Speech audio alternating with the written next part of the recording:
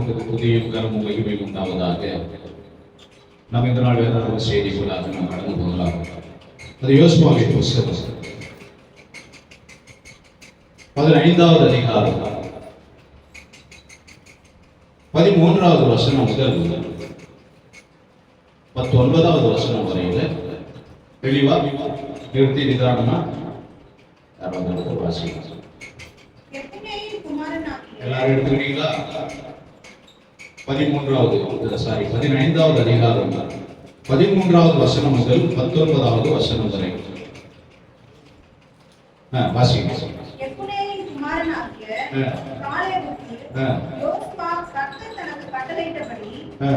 ஏனாக்கின் தகப்பனாகிய அர்பாவின் பட்டணமான எபிரோனை யூதா புத்திரரின் நடுவே பங்காக கொடுத்தான். பாருங்க என்ன எழுதியிருக்குது, அந்த வார்த்தை என்ன எழுதியிருக்குது புரியுதா? யாருக்காவது புரியல? இஸ்ரவேல் ஜனங்கள் நல்லா புரிஞ்சுக்காக. ஒரு 4 மணி நேரத்துல அந்த செய்தியை உங்களுக்கு சுருக்கமா நான் சொல்றேன். நல்ல ஆவிக்குரிய ரகசியங்கள் அடங்கிய செய்தி. அதனால அசட்டையா கேட்காம ஜாக்கிரதையா கேளுங்க. அது ஒரு வாழ்க்கைக்கு பயன்படக்கூடிய செய்தியா இருக்கு. பாருங்க, எப்புன்னேவின் குமாரனாகிய காலேபுக்கு யோசுவா என்ன பண்றாரு? நிலத்தை பங்கிட்டு கொடுக்கிறாரு. எப்ரோன் அப்படிங்கிற ஒரு இடத்தை யாருக்கு கொடுக்கிறாரு? யாருக்கு கொடுக்கிறாரு? பாருங்க, பைபிள் இன்னும் தேடி இருக்கீங்க பாருங்க. 3 வருஷம் நான் சொல்றத கேளுங்க. காலேபுக்கு கொடுக்கிறாரு. யார் கொடுக்கிறது நிலத்தை? யோசுவா கொடுக்கிறார். மோசே இறந்ததுக்கு அப்புறம் இஸ்ரவேல் ஜனங்களுக்கு நிலத்தை பங்கிடுற வேலையை யோசுவா பொறுப்பெடுத்துக்கிறார். இப்போ வந்துட்டாங்க. அவங்க எகிப்தில இருந்து தாண்டி வனாந்தரத்தை எல்லாம் தாண்டி எங்க வந்துட்டாங்க? கானானுக்குள்ள வந்துட்டாங்க. 12 கோத்திரங்கள் இல்லையா பங்காளிங்க? 12 பேர், 12 தலைக்கட்டு சொல்றாங்கல்ல. அந்த மாதிரி ஒரு 12 கோத்திரம். ஒரு கோத்திரத்துக்கும் லட்சம் ஜனங்கள் இருக்கிறாங்க. 12 கோத்திரத்துக்கும் பல லட்சம் ஜனங்கள் இருக்கிறாங்க. பல லட்சம் ஜனங்களுக்கும் நிலத்தை பங்கிட்டு கொடுக்கறது ஒரு சாதாரண வேலை இல்லை. நம்ம வீட்டு ஒரு 2 பிள்ளைக்கு 3 பிள்ளைக்கு பங்கிட்டு கொடுக்கறதுக்கு நமக்கு தலை வச்சிடும். இந்த வேலையை யோசுவா பொறுப்பெடுத்து என்ன பண்றாரு? நிச்சயமா செய்யறாரு. இப்போ காலேபுக்கு நிலம் பங்கிட்டு கொடுக்கணும். அதுல எப்ரோன் என்கிற ஒரு இடத்தை என்ன பண்றாரு? காலேபுக்கு கொடுக்கிறாரு. பாப்பா, அந்த தேசம் தான் உனக்கு. காலேபே, இப்போ இந்த தேசத்தை என்ன பண்ணிக்கோ? சுதந்திரமாக்கிக்கோ, எடுத்துக்கோ அப்படின்னு சொல்றாரு. நம்மலாம் நிலம் கொடுக்கறது நம்ம சொத்து வாங்கி, நம்ம சம்பாரிச்சு, நம்ம பணம் கட்டி வாங்கி காம்பவுண்ட்ல போட்டு அதை நம்ம பிள்ளைகளுக்கு கொடுக்குறோம். அது அப்படி இல்லை. அவர் காலேபுக்கு, யோசுவா காலேபுக்கு கொடுத்த நிலம் ஒரு காலி மனம் கிடையாது, காலி இடம் கிடையாது. ஏற்கனவே அங்க யார் இருக்கிறாங்க? ஜனங்க இருக்கிறாங்க. ஏற்கனவே கானான் தேசத்துல யார் இருந்தாங்க? ஜனங்க இருந்தாங்க. அவங்கள விரட்டிட்டு அந்த தேசத்தை எடுத்துக்கோ அப்படின்னு சொல்றாரு ஆண்டவர். இப்போ காலேபு என்ன பண்றாரு பாருங்க. அந்த வசனத்தை வாசிக்கிறோம். அடுத்த வசனம். ஏனாக்கின் தகப்பனாகிய அர்பாவின் பட்டணமான எபிரோனை யூதா புத்திரரின் நடுவே பங்காக கொடுத்தான். அடுத்து 14. அங்கே இருந்த சேசாய், அகிமான், தல்மாய் என்னும் ஏனாக்கின் 3 குமாரர். ஏனாக்குன்னா யார் தெரியுமா உங்களுக்கு? ஏனாக்குன்னா யார் தெரியுமா? கோலியாத் வம்சம். உயரமா நட்டியா இருக்கும். கானான் தேசத்துக்குள்ள வேவு பார்க்கறதுக்கு அனுப்புறாங்க. அவங்க பார்த்தவங்க என்ன சொன்னாங்க தெரியுமா? நாங்கள் அங்கே ஏனாக்கின் புத்திரரை பார்த்தோம். அவர்கள் பார்வைக்கு நாங்கள் எப்படி இருந்தோம்? வெட்டுக்கிளிகளை போல இருந்தோம். நாங்க எறும்பு மாதிரி இருந்தோம், அவங்க யானை மாதிரி இருந்தாங்க. பார்த்துட்டு பயந்துட்டு வந்து சொல்றாங்க, அவங்களால நம்ம போரிட்டு ஜெயம் பண்ண முடியாது, அந்த தேசத்தை நம்ம என்ன பண்ண முடியாது, எடுத்துக்க முடியாது அப்படின்னு வந்து சொல்றாங்க. தவறான செய்தி. சரியான செய்தி தான், விசுவாசம் இல்லாத செய்தி. ஆண்டவர் கூட இருக்கிறத உணராத செய்தி. வாக்குத்தத்தம் பண்ணினவர் தேசத்தை தருவார் என்று நம்பாத செய்தி. பயந்து போய் வந்த செய்தி. அப்போ ஏனாக்கியர்னா யாரு? பலசாலிகள். எனக்கு யாரு? பலசாலிகள், நெட்டையானவர்கள், பெரிய உருவம் உள்ளவர்கள், ராட்சசர்கள். வேதத்துல ராட்சசர்கள் எழுதிருக்கு இல்லையா? அவங்க எல்லாம் ஏனாக்கே புத்திரர். வாசிக்கிறோம் அந்த இடத்துல பாருங்க. 3 குமாரரையும் காலேப் என்ன பண்றாரு? துரத்தி விடுகிறார். ஒரு ஆசீர்வாதத்தை கர்த்தருடைய பிள்ளைகள் சுதந்திரத்துக் கொள்ள வேண்டுமானால் கர்த்தர் வாக்களிக்கிறார். ஆசீர்வதித்து வாக்களிப்பார். இதுல இருக்கிற ரகசியங்களை நீங்க தெளிவா புரிஞ்சுக்கங்க. ஒரு ஆசீர்வாதத்தை கர்த்தர் வாக்களிக்கிறார். ஆசீர்வதித்து வாக்களிப்பார். அந்த ஆசீர்வாதத்தை நீங்கள் பெற்றுக்கொள்ள வேண்டுமானால் அந்த ஆசீர்வாதத்தை நீங்கள் சுதந்திரத்துக் கொள்வதற்கு தடையா இருக்கிற காரியங்களை என்ன பண்ணணும்? முதல்ல தோற்கணும். நம்ம என்ன பண்றது தெரியுமா? நீ ஒரு பக்கமா இருந்துக்கோ, நான் ஒரு பக்கமா இருந்துக்கிறேன். நமக்கு அந்த ஆசீர்வாதங்களை சுதந்திரத்துக் கொள்ளணும்ன்ற ஆசை இருக்குது. ஆனா அதை துரத்துவதற்கான பலன் இல்லை. அதனால என்ன பண்றோம்? பாவத்தோடு கூட நம்ம காம்ப்ரமைஸ் ஆயிடுறோம். பாவத்தோடு கூட நம்ம உடன்படிக்கை செய்து கொடுக்கிறோம், அக்ரிமெண்ட் போட்டுக்கிறோம்.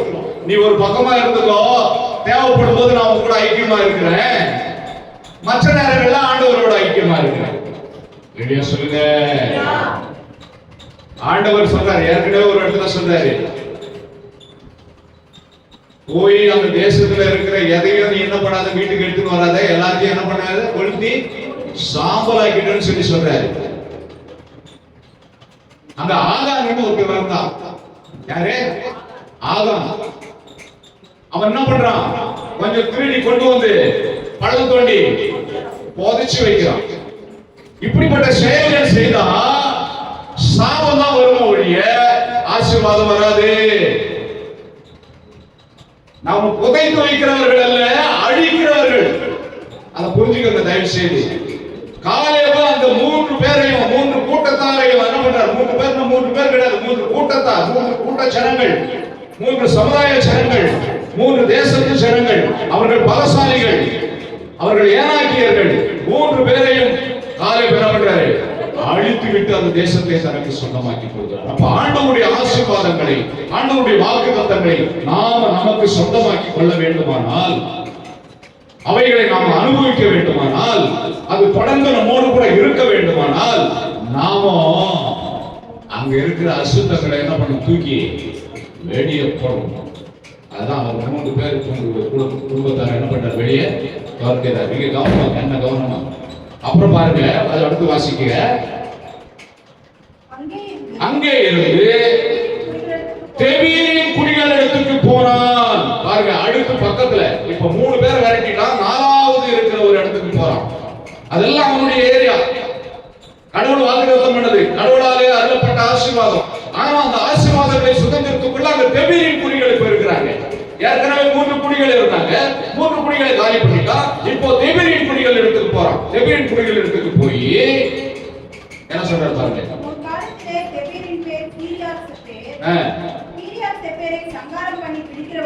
பாருங்க, அங்க அவங்களுக்கு கிரியாத் அப்படின்னு சொல்லி ஒரு பேர் இருந்தது. கிரியாத் செப்போர் அப்படின்ற ஒரு பேர் இருந்தது அந்த தெபீரின் குடிகளுக்கு. அங்க போயிட்டு ஒரு அறிக்கை விடுறாரு, ஒரு சர்க்குலர் அனுப்புறாரு, ஒரு எக்காலம் புடிச்சு ஊதுறாரு. எக்காலத்துல சொல்றாரு, மைக் புடிச்சு சொல்றாரு, இந்த தெபீரின் குடிகளை சங்கரிக்கிறவர்களுக்கு, அதாவது அழிக்கிறவர்களுக்கு என்னுடைய மகள் அச்சாளை விவாகம் பண்ணி கொடுக்கிறேன். என்னையா இதுல என்னையா ரகசியம் இருக்குது? இதுலதான் ஆவிக்குரிய ரகசியம். இவர் ஒரு போர் வீரர், காலேப் ஒரு போர் வீரர். போர் வீரர்னா தற்காலத்துக்கு ஒரு ஜப வீரர். ஜபம் பண்ணி தனக்குள்ள இருக்கிற ஆசீர்வாத தடைகளை, அசுத்தங்களை, பாவங்களை எல்லாத்தையும் நிவர்த்தி செய்துட்டு, எல்லாத்தையும் தூக்கி தூரம் போட்டுட்டு, எதிராய் வருகிற அம்பு, ஆயுதம் எல்லாத்தையும், பிசாசுடைய கிரியைகள் எல்லாத்தையும் முறியடிச்சுட்டு ஆண்டவரோடு பயணிக்க ஆசீர்வாதத்தை சுதந்திரத்துக் கொண்ட தற்காலத்து நம்முடைய விசுவாசி. அந்த காலத்துல ஒரு போர் வீரர் எதிராளிகளை எல்லாம் துச்சமும் பண்ணி அழித்து தேசத்தை சுதந்திரமாக்கி கொண்டவர். இப்போ அவருக்கு வயசு வந்த ஒரு கல்யாண பொண்ணு இருக்குது, கல்யாணமாக வேண்டிய ஒரு பொண்ணு இருக்குது. இவர் சம்மதம் கலக்க வேண்டிய ஒரு ஆளு, அதாவது இவருக்கு மருமகனா வர வேண்டிய ஒரு ஆளு ஒரு அவிசுவாசியாவோ இல்ல பிசாசோட கூட ஐக்கியப்படுகிறவனாகவோ இல்ல ஜபம் பண்ண தெரியாதவனாகவோ ஒரு விசுவாசம் இல்லாதவனாகவோ இருக்கக்கூடாதுங்கிறதுல இவர் தீர்மானமா இருக்கிறாரு. அங்க அவர் சொல்லப்படுகிற அந்த அறிக்கை என்னன்னு சொல்லி சொன்னா, யாரு பெரியரின் குடிகளிடத்துல போரிட்டு அவங்கள ஜெயிச்சு அந்த நிலத்தை சொந்தமாக்கிக்கிறாங்களோ அவங்களுக்கு என்னுடைய மகளை கொடுக்கிறேன். எனக்கு சம்மதியா வரப்போறவரு சத்தியம் தெரிஞ்சவரா இருக்கணும், முட்டி போட்டு செபிக்கிறவரா இருக்கணும், முட்டி போட்டு ஜெயிச்சு பிசாசுடைய கிரியைகளை முறியடிச்சு பரிசுத்தத்துக்குள்ள வரவரா இருக்கணும், காணாமை சுதந்திரத்துக்குள்ளவரா இருக்கணும், பரலோகத்துக்குரியவரா இருக்கணும். இப்படிப்பட்ட எண்ணமுடைய காலே நாம என்ன பண்ண தெரியுமா? எப்படி இருந்தாலும் பரவாயில்ல, நீங்க யாரா இருந்தாலும் பரவாயில்ல, நீங்க பொண்ணு கொடுக்குறீங்களா, இத்தனை சவரத்து வரீங்களா, முடிஞ்சு வச்சுக்கோங்க. காலே வைக்கிற அந்த ரூல்ஸ் பாருங்க. யார் ஒருத்தர் அந்த தெபீரின் குடிகளை அழிக்கிறார்கள், 3 குடிகளை அழித்த காலேபுக்கு 4வது குடியை அழிக்கிறது ஒரு பெரிய வேலையே கிடையாது. 3 கூட்ட ஜனங்களை என்ன பண்ணிட்டார்? காலேபு துரத்தி விட்டார். துரத்திட்டு தேசத்தை சொந்தமாக்கிட்டாரு. இந்த 4வதையும் அவரே செஞ்சிருக்க முடியும், ஏன் செய்யல? ஒரு சாய்ஸ் கொடுக்கிறார். நம்ம மருமகனுக்கு அந்த விசுவாசம் இருக்கிறதா? நம்ம மருமகன் ஆண்டவரோடு கூட நடக்கிற மருமகனா? நம்ம மருமகன் பிசாசுக்கு எதிர்த்து நிற்கிற மருமகனா? நம்மோடு கூட ஐக்கியமாய் வர்ற குடும்பம் பிசாசுக்கு எதிர்த்து நிற்கிற குடும்பமா? இதெல்லாம் யோசனை பண்றது கிடையாது. யாரா இருந்தாலும் கல்யாணம் பண்ணி கொடுத்துறது, அதுக்கப்புறம் பொண்ணு வாழ்க்கை நல்லா இல்ல, புள்ள வாழ்க்கை நல்லா இல்லைன்னு சொல்லி உட்காந்து ஒப்பாரி வச்சுக்கிட்டு சத்தியம் பயங்கர படு ரகசியம். காலேபு தன்னோடு கூட ஐக்கியமா இருக்க போகிற தன்னுடைய மருமகன் எப்படிப்பட்டவனா இருக்க வேண்டும் என்று சொல்லி அங்கு ஒரு சவால் வைக்கிறார். அங்கு ஒத்னியேல் என்கிறதான ஒருத்தர் வர்றார், ஒரு வாலிபர் வர்றார். வாசிக்கிறோம். அப்பொழுது காலேபின் சகோதரனாகிய கேராகின் மகன் ஒத்னியேல் அதை பிடித்தான். இப்போ ஒத்னியேல் காலேப் 2 பேரும் ஒரே தேவ ஆவியை பெற்றவர்கள், 2 பேரும் ஒரே அபிஷேகத்தை பெற்றவர்கள், 2 பேரும் ஒரே தேவனுடைய வல்லமையை பெற்றவர்கள். இவர்கள் இணைந்த குடும்பம் ஆசீர்வதிக்கப்பட்ட குடும்பம். இந்த டெஸ்ட தான் காலேபு ஒத்னியேலுக்கு வைக்கிறார். யோசனை பண்ணி பாருங்க, நாம் யாரோட சம்பந்தம் கலந்து இருக்கிறோம்? நம்மோட கூட இருக்கிறவங்க விசுவாசம் உள்ளவர்களா இருக்கிறாங்களா? யோசனை பண்ணி பாருங்க. இயேசு கிறிஸ்து எல்லா இடத்துக்கும் 12 பேர் கூட்டிட்டு போல, கொஞ்ச தூரம் போன உடனே 9 பேர் ஒரு இடத்துல நிறுத்துவார், 3 பேர் மட்டும் கூட்டு போவார். கெச்சமனே தோட்டத்துல கூட பாருங்க, எல்லாரையும் கூட்டிட்டு போல. இன்னொரு இடத்துல பாருங்க, அற்புதம் செய்து போகும்போது எல்லாரையும் கூட்டிட்டு போல. பேதுரு, யோவான், யாக்கோபு மட்டும் கூட்டிட்டு போற. நிறைய இடத்துல ஏன் கூட்டிட்டு போற அப்படின்னு சொல்லி ஆராய்ச்சி பண்ணி பாத்தீங்கன்னு சொன்னா, அவங்களுக்கு அவிசுவாசம் இருந்தது. நிறைய இடத்துல எழுதிருக்குது, அவர் அந்த இடத்துல அந்த ஊர்ல அற்புதம் செய்யல. ஏன்னு சொல்லி சொன்னா அந்த ஜனங்கள் அவிசுவாசமா இருந்தாங்க. ஒரு அவிசுவாசியை தன் வீட்டு மருமகனாக கொண்டு வந்து தன் மகனுடைய வாழ்க்கையை கெடுக்க அவர் விரும்பல. தன்னுடைய மகனுடைய வாழ்க்கை விசுவாச வாழ்க்கையா இருக்கணும்னு சொல்லி நினைச்சாரு. அதுக்கு விசுவாச போர் வீரனை தேர்ந்தெடுக்கிறார். இப்போ மகளை குறித்து பாருங்க, எழுதியிருக்கு பாருங்க, வாசிக்கிறோம். அடுத்து மகளை குறித்து பாருங்க. அவள் புறப்படுகை. இப்போ யார் புறப்படுறாங்க? எங்க புறப்படுறாங்க? அச்சாலே மாமா வீட்டுக்கு போறாங்க, தான் கல்யாணம் பண்ணிக்கிட்டு மாமியார் வீட்டுக்கு போறாங்க. புறப்படுகையில் என் தகப்பனிடத்திலே ஒரு வயல்வெளியை கேட்க வேண்டும் என்று தான் கணவனிடத்தில் உத்தரவு பெற்றுக்கொண்டு பாருங்க, கழுதையின் மேலிருந்து இறங்கினாள். காலே பார்த்து உனக்கு என்ன வேண்டும் என்று கேட்டான். இப்போ இவங்க ஏற்கனவே ஒரு நிலத்தை அப்பா கொடுத்துட்டாரு. அந்த அந்த எந்த தேசத்தை கொடுத்தாரு பாருங்க, கீரி செப்போர் என்கிறதான ஒரு ஜாதியை கொடுத்துட்டு பிரைஸாக பண்ணிட்டாரு. வெகுமதியா அவரு அந்த தேசத்தை ஜெயிச்சாருன்னு சொல்லிட்டு ஒரு இடத்த கொடுத்துட்டாரு. இப்போ அம்மா என்ன பண்ண போறாங்க, பொண்ணு என்ன பண்ண போறாங்க, அவங்க வீட்டுக்கு போக போறாங்க. அவங்க வீட்டுக்கு போகும்போது திரும்பி என்ன பண்றாங்க, எங்க அப்பா கிட்ட ஒரு நிலத்தை ஸ்பெஷலா ஒரு நிலத்தை கேட்க போறேன். ஏற்கனவே ஒரு பெரிய மாகாணத்தை கொடுத்துட்டாரு, ஒரு பெரிய ஏரியாவை கொடுத்துட்டாரு மகளுக்கு. அவன் மருமகன் ஜெயிச்சதுனால அதுக்கு பரிசா கொடுத்துட்டாரு. ஆனா பாருங்க மகள் பாருங்க, எவ்வளவு ஞானமுள்ள மகள் பாருங்க, திருப்பியும் ஒரு காலத்தை கேட்க போறேன் அப்படின்னு சொல்லி உத்தரவு பெற்றுக்கொண்டு கழுதையின் மேலிருந்து இறங்கி காலை பாக்குற, என்னம்மா திருப்பி உனக்கு எல்லா சீரும் செஞ்சு கொடுத்துட்டல, உனக்கு போட வேண்டியதெல்லாம் போட்டுட்டேன், வாங்கி கொடுக்க வேண்டியதெல்லாம் வாங்கி கொடுத்துட்டேன், உன்னை எவ்வளவு சந்தோஷமா இருக்கிற, திருப்பியும் நிக்கிறியே, என்ன வேணும் வெளியே சொல்லுங்க. மகள் கிட்ட அப்பா கேட்கிறாரு என்ன வேணும் அப்படின்னு சொல்லி கேட்கிறாரு. அப்போ மகள் சொல்றாங்க பாருங்க, அப்பொழுது அவள் எனக்கு ஒரு ஆசீர்வாதம் தர வேண்டும், வறட்சியான நிலத்தை தந்தி, நீர் பாய்ச்சலான நிலத்தையும் தர வேண்டும். பாருங்க காலேப் என்ன பண்ணாரு, ஒரு தேசத்தை மருமகனுக்கு மகளுக்கு கொடுத்தாரு இல்லையா, அந்த இடம் எப்படிப்பட்ட இடமா, எப்படிப்பட்ட இடமா, வறட்சியான இடம். எப்பவுமே ஆண்டவர் நம்மளை எடுப்பிலேயே கொண்டு போய் ஒரு பெரிய ஆசீர்வாதத்துல உட்கார வச்சிருவாருன்னு சொல்லி நினைக்காதீங்க. இங்கே காலேப் இசைக்கொண்டு நம்முடைய ஆண்டவராகிய இயேசு கிறிஸ்து வைங்க, மகன் இசைக்கொண்டு நாமன்னு சொல்லி வைங்க. நாமும் எல்லாத்தையும் ஆண்டவர் செஞ்சிருவாரு, எல்லாத்தையும் ஆண்டவர் செஞ்சிருவாருன்னு சொல்லி எதிர்பார்க்கிறது தவறு. அவர் கொஞ்சத்துல உண்மை உள்ளவனை என்ன பண்றாரு, அநேகத்தின் மேலே அதிகாரி. 5 வரம் கொடுத்தா அந்த 5 வரத்தை 5 தாளந்த 10 பெறுகிறவனுக்கு இன்னும் கொஞ்சம் அவனுக்கு கொடுக்கிறார், இன்னும் எஜமானுடைய சந்தோஷத்துக்குள்ள பிரவேசி அப்படின்னு சொல்லி சொல்றாரு. இப்போ முதல்ல கொடுக்கப்பட்ட ஒரு இடம் வறட்சியான ஒரு இடம். சொல்லுங்க, ஒரு வாய்ப்பை கர்த்தர் கொடுக்கிறார், ஒரு நிலத்தை கர்த்தர் கொடுத்தார். அந்த நிலம் எப்படிப்பட்ட நிலம், வறட்சி. அதை வச்சு நாம எப்படிடா டெவலப் பண்றது, ஒரு ரட்சிப்பை கடவுள் கொடுக்கிறார், ஒரு பாவங்களை அவர் மன்னிக்கிறார், ரட்சிக்கிறார், ஒரு வாய்ப்பை கொடுக்கிறார், கடவுளுடைய கிருபாசனத்துக்கு வரதுக்கு ஒரு வாய்ப்பை கொடுக்கிறார். அந்த வாய்ப்பை வச்சு நம்ம வரங்களாலும் வல்லமையாலும் தேவ பலத்தாலும் அபிஷேகத்தாலும் நம்ம எப்படி வளர்த்தி கொள்வது, அதுதான் அம்மா கேட்கிறாங்க. எனக்கு வறட்சியான சாதாரண நிலத்தை கொடுத்தீங்க, நீர்ப்பாய்ச்சலான இடத்தை கொடுங்க. அந்த நீர்ப்பாய்ச்சலான இடத்தை வச்சு இந்த வறட்சியான இடங்களையும் நான் ஆசீர்வாதமான இடமாக மாற்றுவேன்.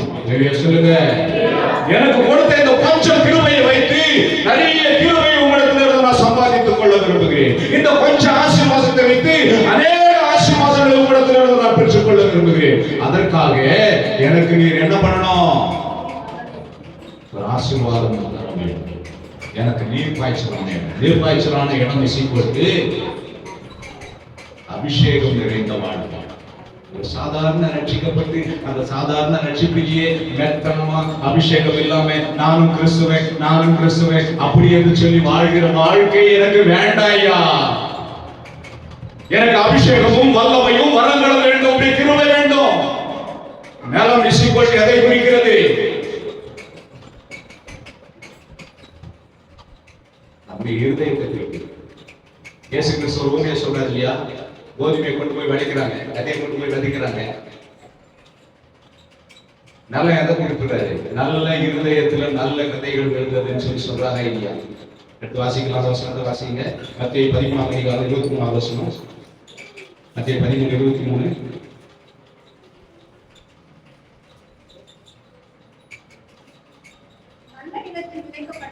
நல்ல நிலத்தில் விளைக்கப்பட்டவனோ வசனத்தை கேட்கிறவரும் ஆமா 100ஆகவும் 60ஆகவும் 30ஆகவும் பலன் தருகிற இடம் தாயா வேணும். எனக்கு பலன் இல்லாத ஒரு இருதயம் தேவையில்லை.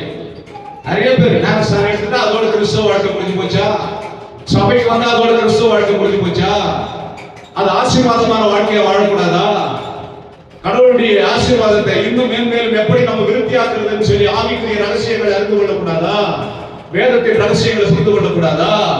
ஆண்டவருடைய வரங்களை வல்லமையை பெற்றுக் கொள்ளக்கூடாதா? இந்த அம்மா அதைத்தான் கேட்கிறாங்க. எனக்கு நிலம் கொடுத்தீங்க சரி, அந்த நிலத்தை வச்சு நான் என்ன பண்ண முடியாது, ஒன்னும் பண்ண முடியாது. எனக்கு ஆசீர்வாதமான நீர்ப்பாய்ச்சலான நிலத்தை கொடுங்க. அப்பா சும்மா இருப்பாரா? கொஞ்சம் யோசனை பண்ணி பாருங்க. அப்பா சும்மா இருப்பாரா? எப்படி கேட்கறது தெரியுமா? அப்பா கிட்ட என்ன பண்ணாங்களா இவங்க கேட்கறதுக்கு முன்னாடி என்ன பண்ணாங்களாம்? அவங்க வாசிக்க மேல இருக்கிற வசனத்தை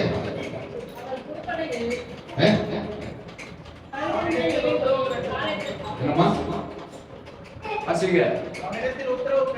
உத்தரவு பெற்றுக்கொண்டு கழுதையின் மேலிருந்து இறங்கினால் மேட்டிமையிலிருந்து தாழ்ந்த சிந்தைக்கு வந்தாள்.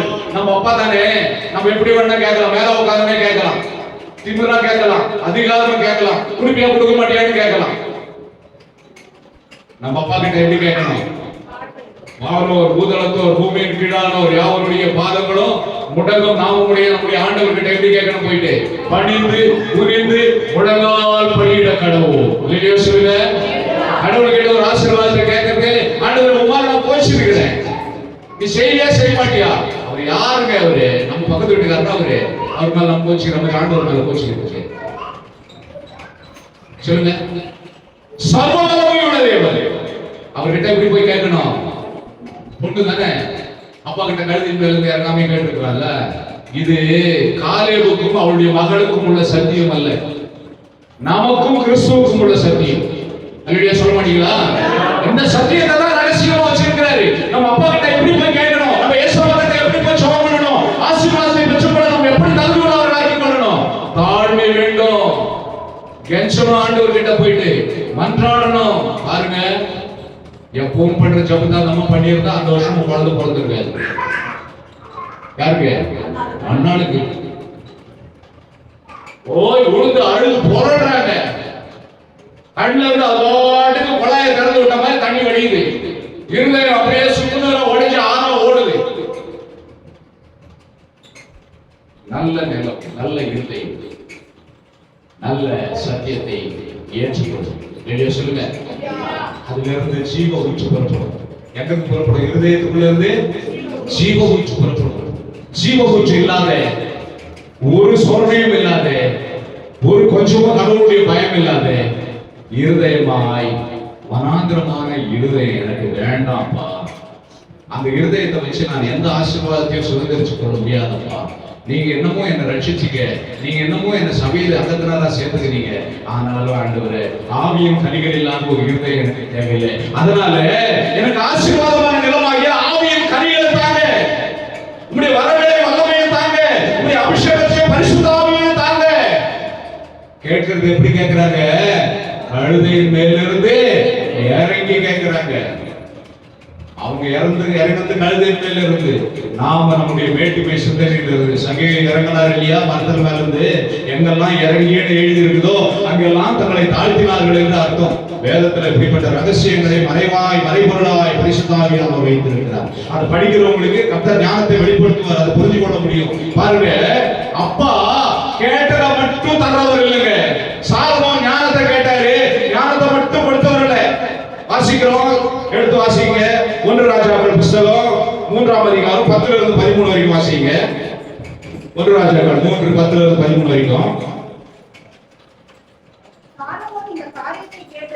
சாலமோன் இந்த காரியத்தை கேட்டது உகந்த விண்ணப்பமாய் இருந்தது. ஆண்டவருடைய பார்வைக்கு அது ஏற்ற விண்ணப்பமாய் இருந்தது. வாசிக்கிறோம். ஆகையினால் தேவன் அவனை நோக்கி, நீ உனக்கு நீடித்த நாட்களை கேளாம, ஆசியம் பொக்கிஷத்தை கேளாமலும், உன் சத்துருக்களின் பிராணனை கேளாமலும், இந்த ஞானத்தை மட்டும் நீ கேட்டு ஏற்ற ஞானத்தை நீ கேட்டதுனால உன் வார்த்தையின்படி செய்தேன். ஞானமும் உணர்வும் உள்ள இருதயத்தை உனக்கு கொடுத்ததுமன்றி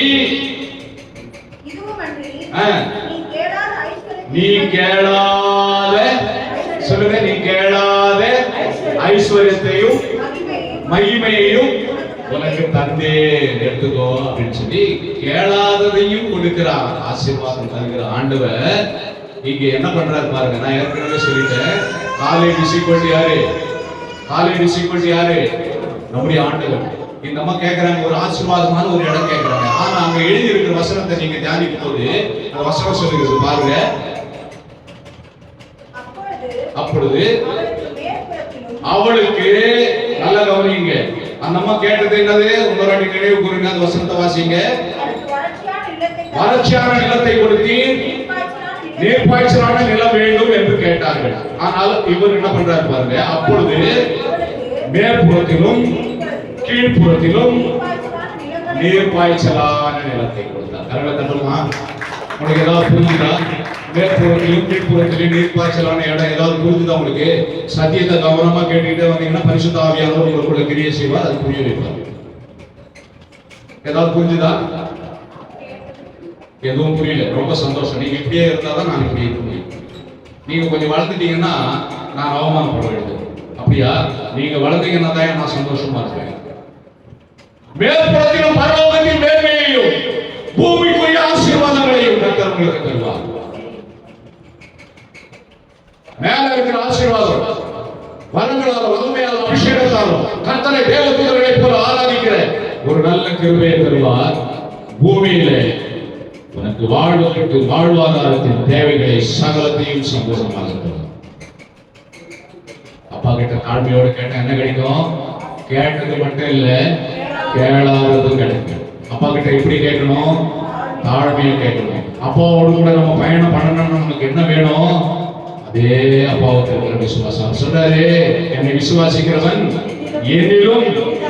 ஆமா, காலேபு மட்டுமா ஜெயிப்பாரு? ஒட்டுமையாக ஜெயிப்பாரு. ஆண்டவர் மட்டும் அற்புதம் செய்வாரு. ஆண்டவரோடு பயணிக்கிற நான் அற்புதம் செய்வேன். பிசாசுக்கு எதிர்த்து நில்லுங்கள், அவன் உங்களை விட்டு ஓடி போவான். இயேசு கிறிஸ்து எதிர்த்து நின்றார், அவன் போதும் என்னை விட்டு அப்படின்னு சொல்லிட்டு ஓடிட்டான். நீங்களே எதிர்த்து நின்னா உங்களை கொண்டு அவன் ஓடுவான். இதைத்தான் அங்கே காலேபு சொல்றாரு, எனக்கு மருமகனா வரப்போகிறவன் எனக்கேற்ற தகுதி உடையவனா, எனக்கேற்ற விசுவாசம் உடையவனா, எனக்கேற்ற பராக்கிரமசாலியா, எனக்கேற்ற ஆண்டவருடைய அன்பு, ஆண்டவருடைய பரிசுத்தம், ஆண்டவருடைய நீதி நிறைந்திருக்கிறவனா. குடும்ப உறவுகள், நட்புகள், நண்பர்கள் யாரா இருக்க வேண்டும்? காலேபை போல, உத்தினியலை போல இருக்க வேண்டும். அவிசுவாசி கிட்ட எல்லாம் போய் கனெக்ட் ஆயிட்டு அதுக்கப்புறமா ஐயோ தலையில கையை வச்சு இனிமேல் அவர் உணருங்க. ஆண்டவரோடு கூட பயணிக்கிறவர்கள் ஆண்டவருக்கு ஏற்றபடி இருக்க வேண்டும் என்று சொல்கிறது. ஆண்டவரிடத்தில் எதையாகிலும் கேட்கிறவர்கள் தன்னை தாழ்த்தி கேட்க வேண்டும் என்று வேதம் சொல்கிறது. ஆண்டவர் கேட்கிறதை மட்டும் கொடுக்கிறவர் இல்ல, கேளாததையும் தருகிறவர். உங்களை பரலோகத்தின் நன்மையினால் பூமிக்குரிய ஆசீர்வாதத்தினால் கர்த்தர் நிரப்புவாராக. கண்களை மூடி ஜெபிக்கலாம்.